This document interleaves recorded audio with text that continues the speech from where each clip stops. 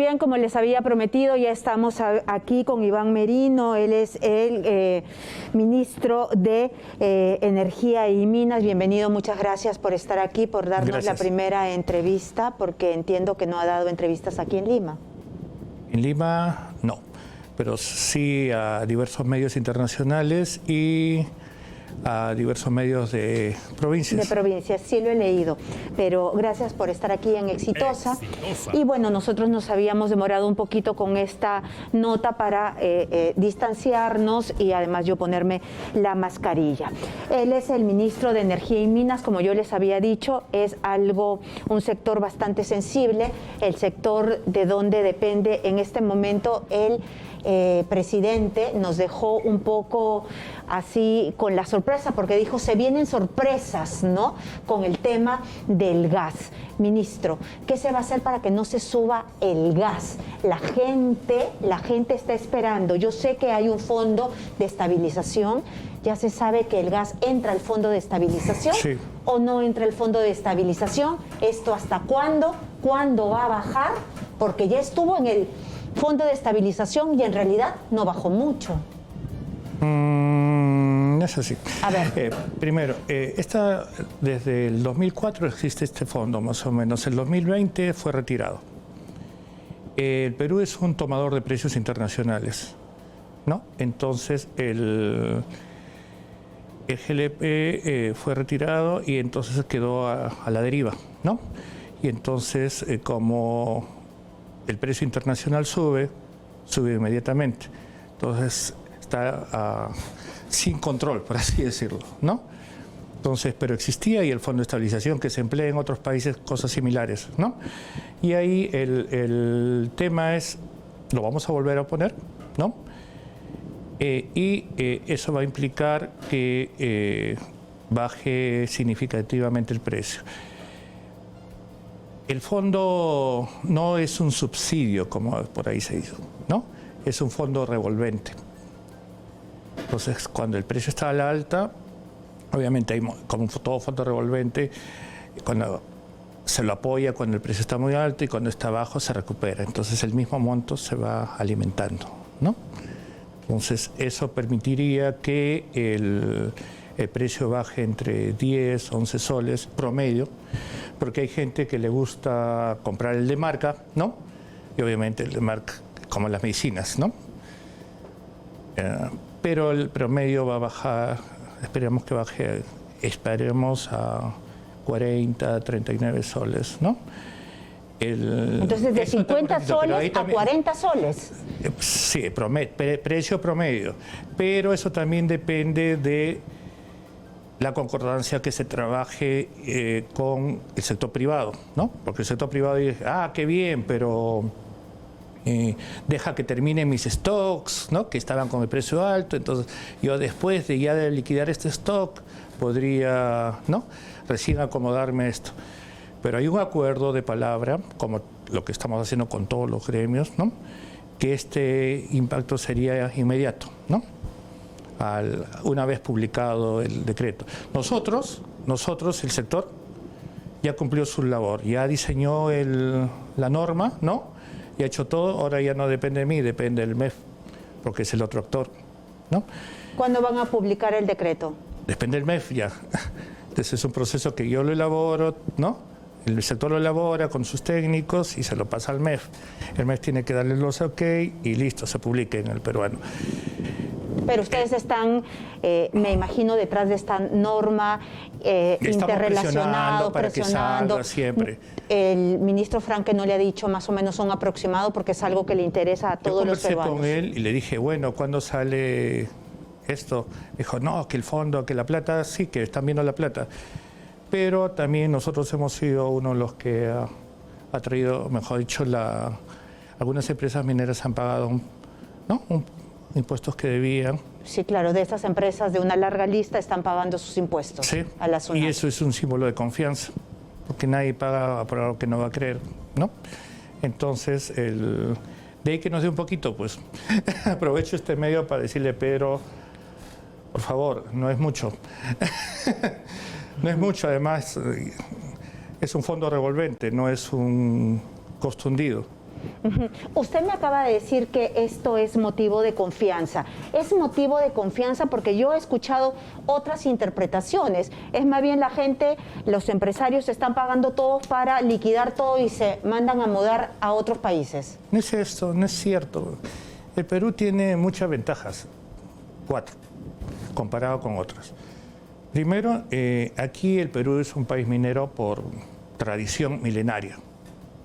Al margen de la estructura, de la lógica aristotélica que te la separa por segmentos o sectores, el mundo andino no lo ve así. El mundo ve qué vamos a hacer y todo lo demás.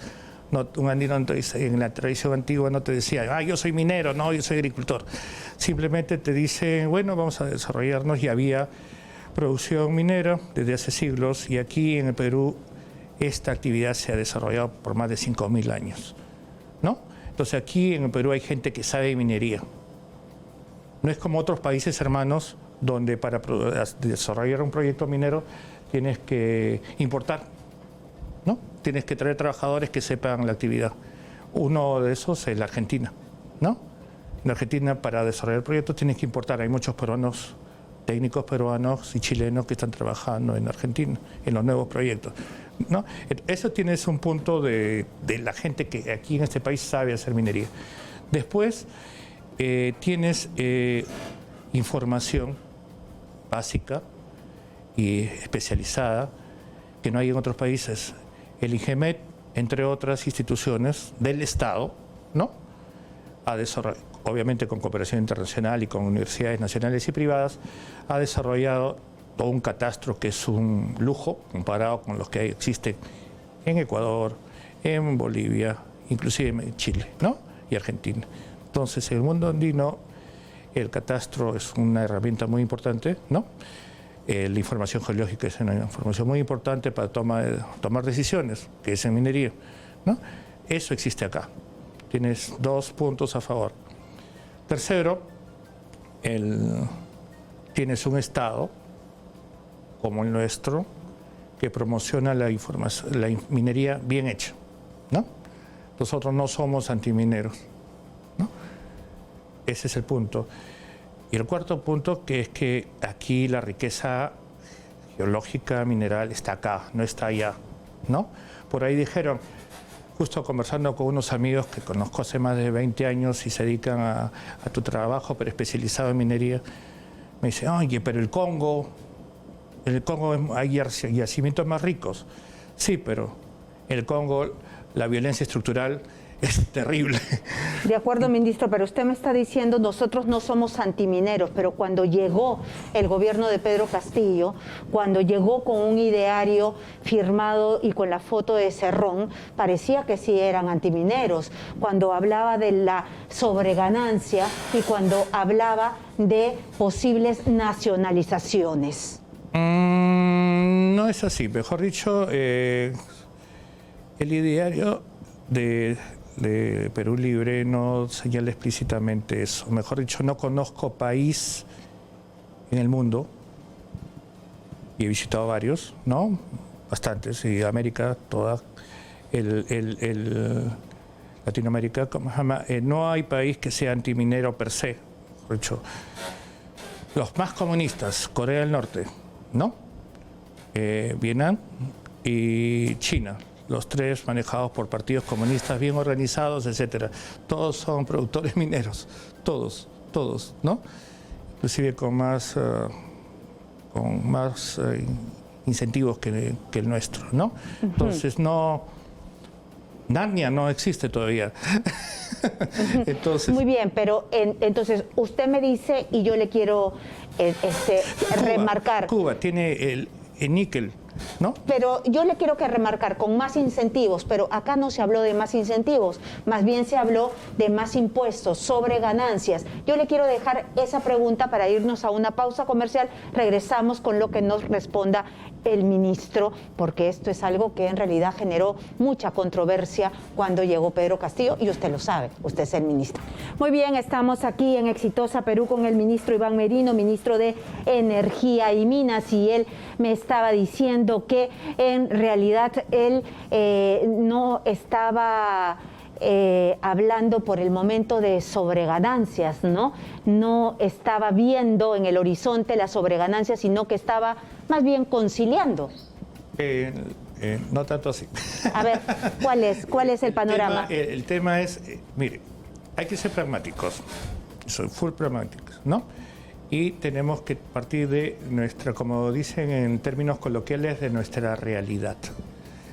Si el Perú Libre tuviera el control del Congreso, etcétera, etcétera, etcétera, ¿no? Como otros gobiernos lo han tenido, ¿no? Se podría poner reglas más fuertes, concretas, inmediatas, en lo que estaría 100% de acuerdo, ¿no? Pero ahora Perú Libre no controla el Congreso, ¿no? Es una pena. No se tiene mayoría, entonces, ¿y qué voy a hacer mientras tanto? ¿No? Mientras tanto, tenemos que seguir trabajando, es como una familia. Bueno, tienes que dar alimentar a tu familia y te has peleado con el casero, por así decirlo. Tenemos que, en ese entorno, tenemos que ser muy pragmáticos y ver qué se puede hacer ahora, ¿no? Y eso implica, desde mi punto de vista, es entrar en negociación con todos los actores, no solo las empresas, sino también comunidades, gobiernos locales, regionales, etcétera, etcétera, para lograr consensos. Creo que ya se están logrando algunos, ¿no?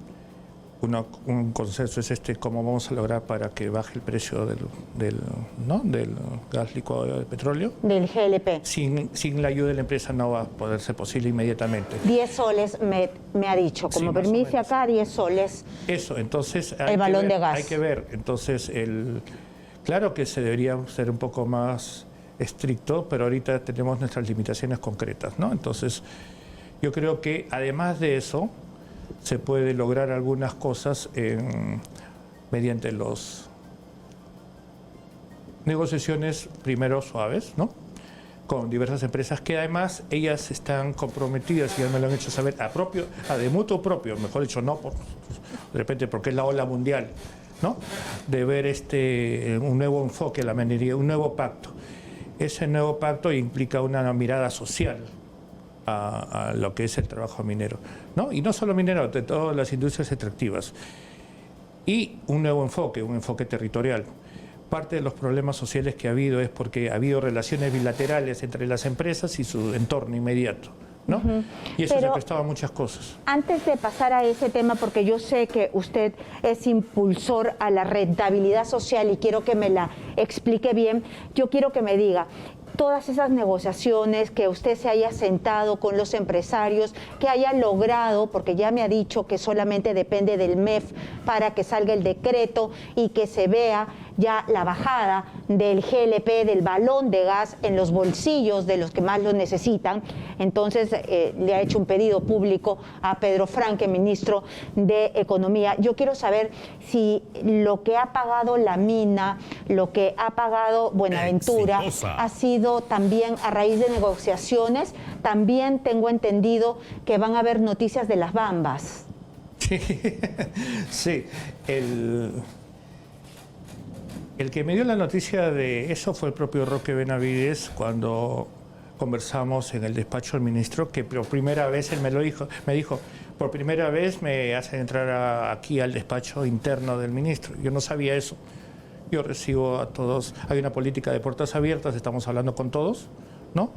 Y el manejo horizontal creo que es lo que debe ser, ¿no? Con todos los agentes.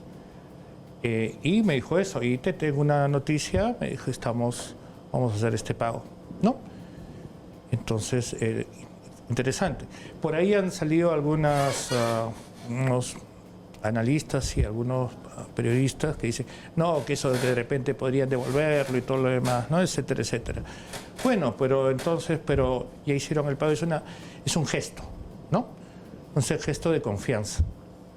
Porque hay diversas modalidades, diversas formas contables y financieras para alargar, ¿cómo se llama?, separarlo en partes, etcétera, etcétera, etcétera.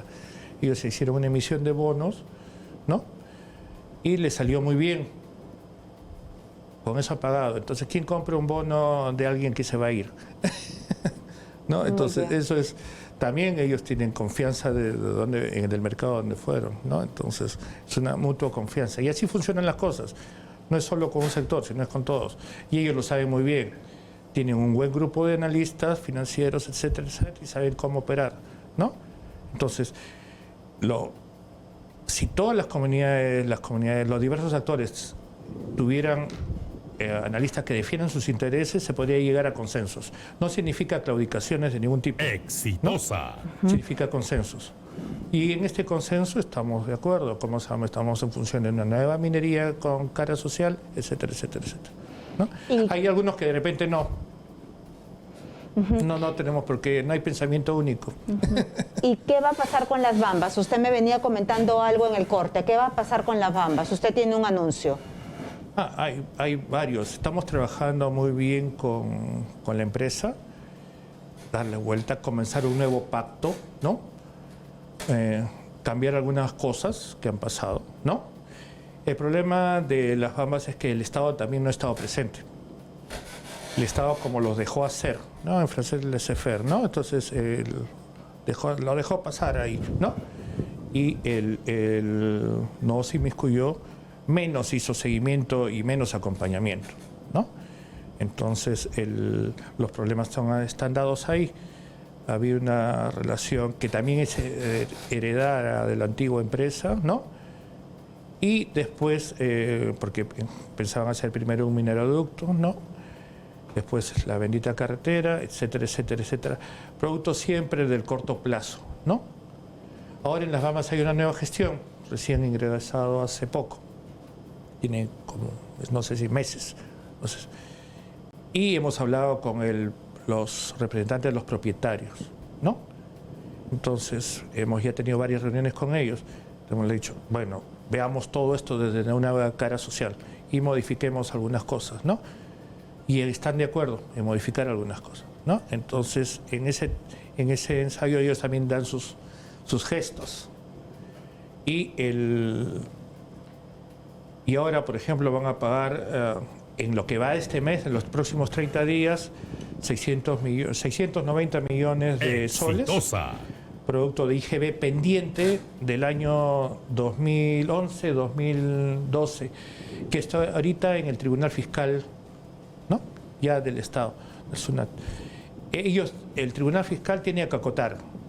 Eso significa decir exactamente cuánto es. 690, 689, 694, ¿no? Eso es lo que ellos tienen que decir. Y ellos van a pagar. Y ellos pagan. Se han comprometido a eso. Me han dicho, vamos a pagar apenas el Tribunal Fiscal diga la acotación, ¿no? Entonces ya depende del Estado, ¿no? No depende de mi sector, sino del Tribunal Fiscal, para que haga esa nota. Y además, por primera vez, van a pagar impuesto a la renta, ¿no?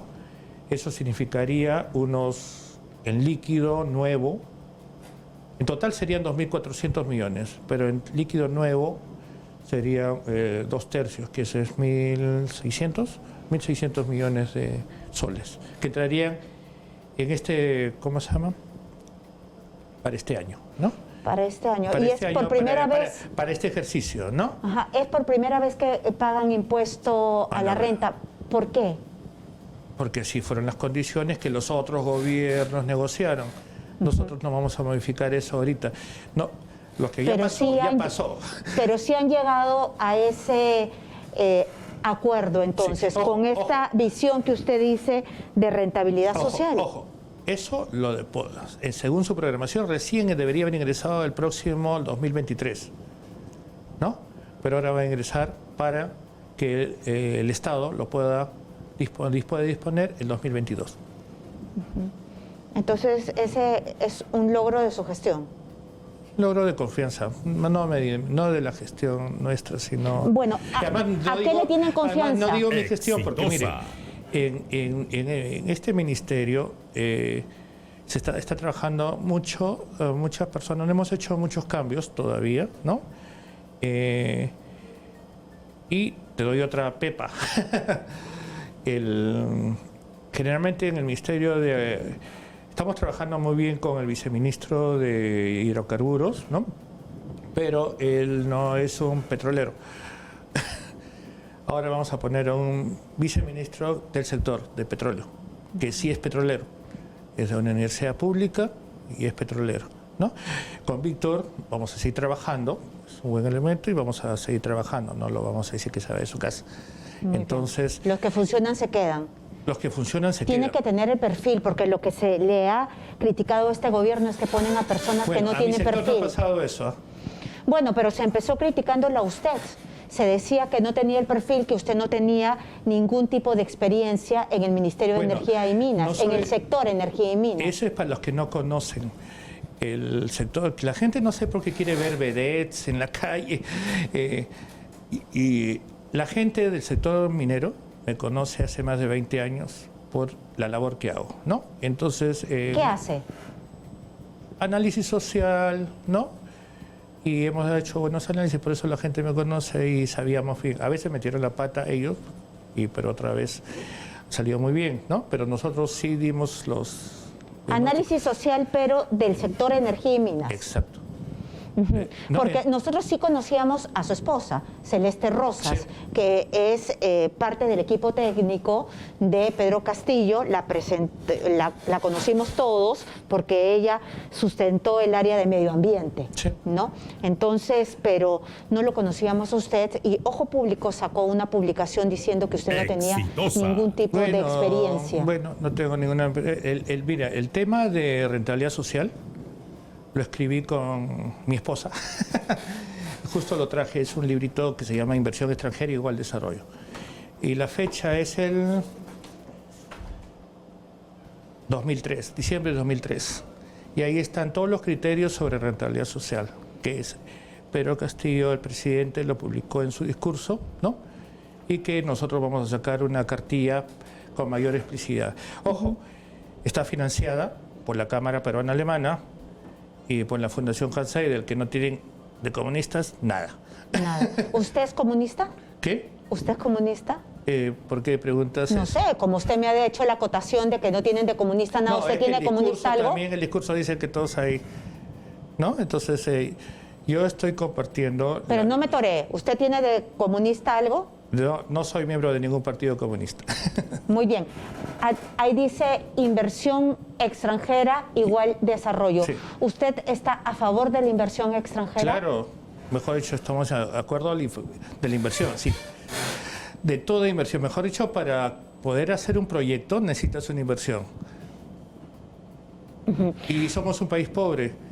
Si tendríamos gente aquí que tuviera dinero, bestial, no necesitamos de los extranjeros, pero no hay. Para la magnitud de los proyectos que tenemos que hacer, tiene que venir de fuera. La cosa es cómo vienen, ¿no? La China comunista, Vietnam, recibe inversión extranjera, pero con condiciones, ¿no? Cuba recibe inversión extranjera, nosotros no somos como ellos. Pero te pongo los extremos, ¿no? Para que vean, ¿no? Entonces...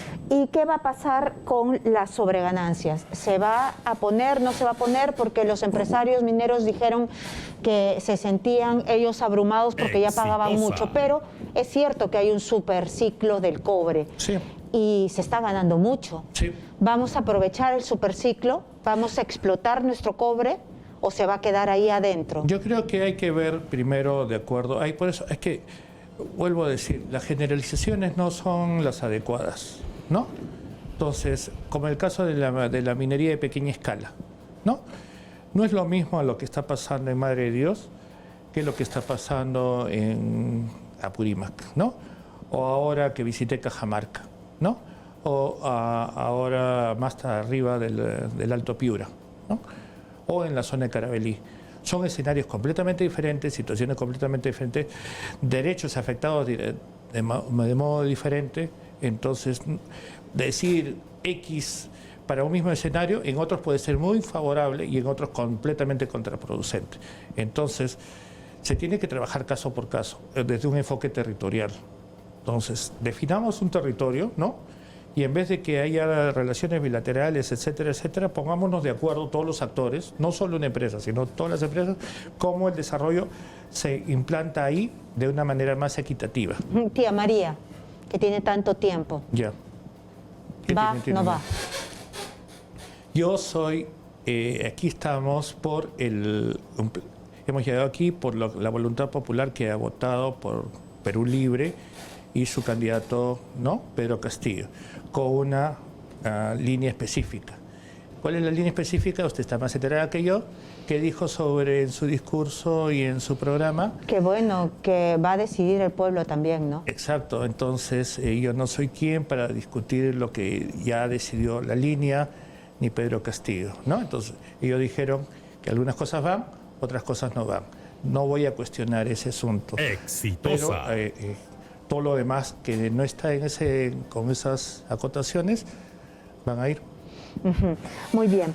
Entonces, ¿usted qué espera? Ya pasando del tema específicamente, porque ya me habló del Fondo de Estabilización, nos ha dado la buena noticia de que el gas va a bajar 10 soles para el bolsillo ya del consumidor, nos ha dado la buena noticia de que las Bambas va a pagar y esto va a ir más plata para las arcas estatales. Me imagino que de ahí también le pueden dar plata para que el Fondo de Estabilización haga que el gas sea más barato. Ojalá, ¿no? Ojalá. O sea, le hace nuevamente la llamada a Pedro Franque. Yo lo quiero llevar por el lado más político también. Se viene el voto de confianza, sí, ¿no? ¿Usted cree que con Guido Bellido la tienen fácil?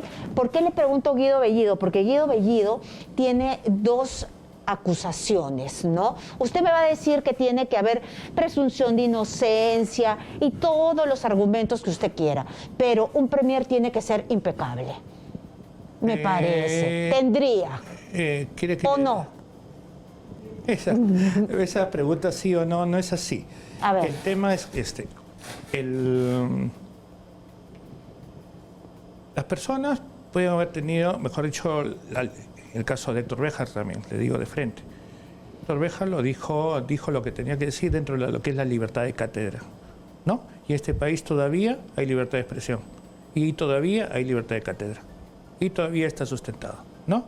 Entonces, que demuestren lo contrario al revés, ¿no? Él se basó en investigaciones y en libros concretos, ¿no? ¿Y por qué no salió y dijo, me equivoqué? Porque bueno, después... claro, porque después él tuvo que salir a rectificarse y decir que no era la Marina, sino un grupo dentro de la Marina. Exitosa. Después, en cuestión a Guido también tiene toda la libertad de haber opinado como crea conveniente dentro de sus circunstancias, ¿no?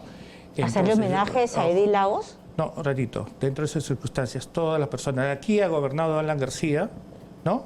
Y la gente lo eligió, ¿no? Y tenía un montón de... prescribieron varios de esos delitos, creo, y la gente votó por él. Un ratito. Y así también... Pero usted puede equiparar a Alan García con el homenaje a una terrorista. Bueno, hay un montón de delitos por ahí, ¿no? Por favor, es mejor...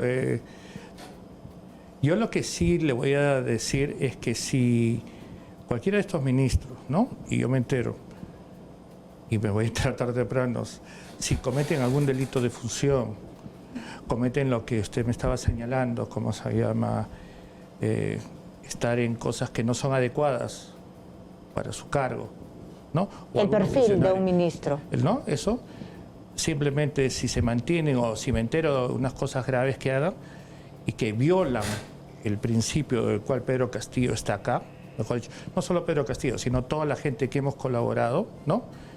Que es, primero, dar transparencia a este país, hacer un cambio, ¿no? Con equidad y justicia social. Simplemente yo al día siguiente no estoy acá y voy a estar en la línea contraria, se lo prometo. Entonces, si hay un cambio en cuanto a esto se repitan las mismas cosas, no voy a estar. No, definitivamente no voy a estar. No hemos venido para hacer... Yo no soy un tipo que aspira a nada, yo conoce a mi esposa. Pero a mí me queda una duda, señor ministro. Es decir, ¿usted puede justificar el terrorismo? Un ratito, el terrorismo es un método. Hay que, mejor el dicho, terror, Abimael, Sendero. Pero vamos a entrar a lo que es las definiciones. Primero no voy a entrar a los discursos masivos, yo creo que hay que ser un poco pedagógicos con las personas. El terrorismo es un método. Ese método ha sido implementado por diversos agentes, ¿no? A veces del Estado, a veces agentes políticos y organizaciones, ¿no? Y el terrorismo no es, para mí, como terrorismo, ¿no?, sea del Estado, de algún partido, de alguna organización, etcétera, etcétera. En este país ha habido 4 agentes no de diversos tipos que han participado en esas prácticas. Yo no estoy de acuerdo. Si no, yo estaría por otros lados, ¿no? Entonces no me dedicaría a resolver problemas que vienen de eso. Sería una contradicción, ¿no? Entonces, el terrorismo es un método, ¿no? Entonces, y así aplicado ahí. Entonces, esa es la verdad. Ya, entonces le cierro más la pregunta. ¿Qué piensa de Sendero Luminoso? Es una organización política que se metió a hacer estas cosas y está pagando las consecuencias de lo que tiene que hacer. Obviamente, si te metes a jugar fútbol vas a recibir patadas y después no te quejes. No, eso está bien, que estén ahí. Si te metes a hacer guerra, guerrillas y todo lo demás, el otro te va a responder de la misma forma, ¿no? Y te mereces la suerte. Porque no hay, el proceso que no se sabe defender merece sus consecuencias. ¿Está bien? La rechaza. Obvio. Obvio, Sí, es que como no me lo dijo... No, pero vamos eso. a ver un ejemplo. ¿Qué tal la gente tanto habla? En 1900... a ver, ¿cuántos tengo? Todavía no me había casado. 1992, 91, 92. No me sé, no me acuerdo, por ahí. Yo tenía una empresa, yo soy minoritario como siempre, porque ponía las ideas, pero no tenía la plata, de comercio exterior. Y estábamos ubicados en lo que es ahorita el metro en San Isidro, ¿no? Muy bien. Estamos ahí trabajando, hicimos algunas operaciones de comercio exterior y me quedé trabajando como ahorita hasta en el ministerio, ¿no? Yo vengo del ministerio, hemos estado trabajando hasta ahora. Y dije, ya estoy aburrido, me voy a mi casa un rato y regreso después a seguir trabajando. En ese tiempo no había internet como ahora, ni nada. Estamos hablando de 93, 91, 92. Y todo mi capital de información, que es lo que vale, y la poca plata que tenía, la tenía en la oficina. Al día siguiente me levanto temprano para ir y una bomba de Sendero Luminoso había explotado a 20 metros donde estaba. Si yo me quedaba como escobita nueva unas horas más, ya no estaba sentado acá. Llegué y toda la oficina no existía, existían solo las columnas. Abajo había una discoteca, creo, ¿no? Y ahí dentro estaba el centro comercial. Todavía existe el edificio. Y, ¿cómo se llama? Ya no estaba, no estaba, solo había arenita y las cortinas ventilándose. Ese tiempo no tenía esos discos duros me quedé en cero.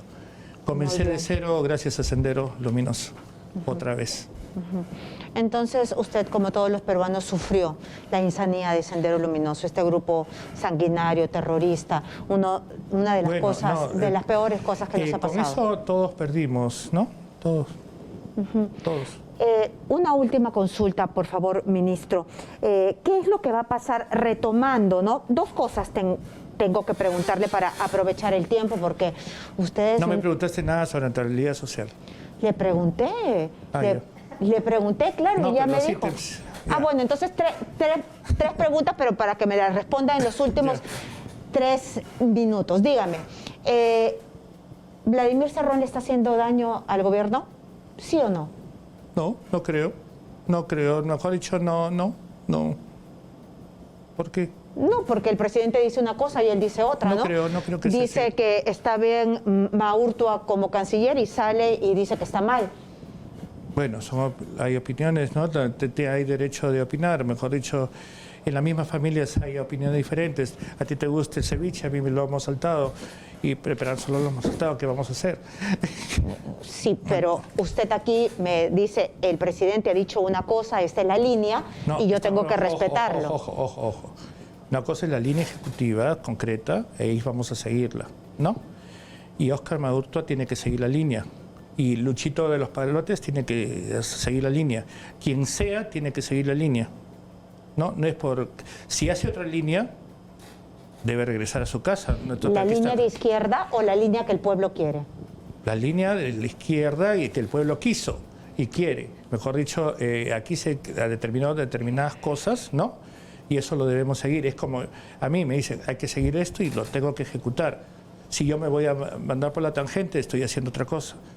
Antes que se nos acabe el programa, porque usted ha sentido que yo no le he preguntado sobre la rentabilidad social, tenemos 2 últimos minutos que es suficiente en televisión para que usted me diga qué significa la rentabilidad social, que es superior a la licencia social. Claro que es superior, porque la licencia social es solo un permisito para que pases a mi casa y trabajes en ella, ¿no? Ese es eso.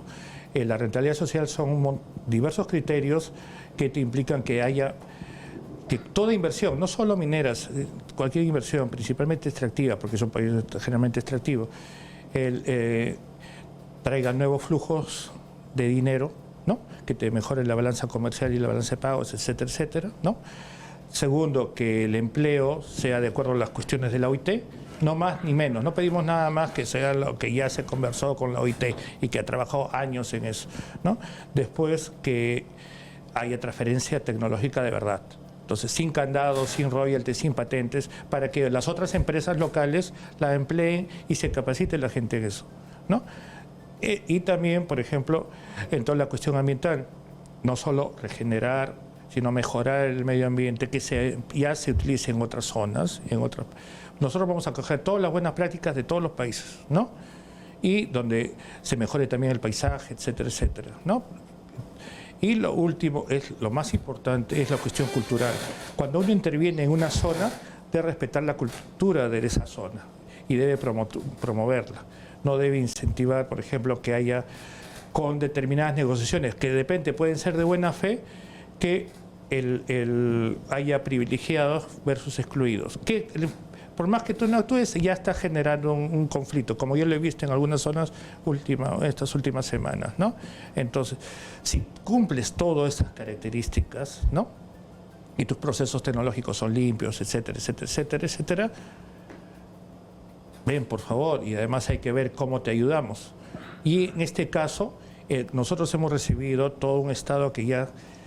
Mira, hay procesos aguantados de más de año y medio, 2 años. Hemos conversado con diversos empresarios. Todo su procedimiento tiene hace 2 años estancado por unas cosas. ¿Qué es lo que, por favor, nosotros vamos a revisar rápidamente todo eso? Pues vamos a hacer una reingeniería del Ministerio y de diversas otras áreas para mejorar los procesos. Y quizás, si todo lo permite, ver cómo se llama una ventanilla única, donde no se yuxtaponen los procedimientos y que salga más rápido, ¿no? Salga más rápido. En eso estamos. Muy bien, ministro, muchísimas gracias por venir aquí.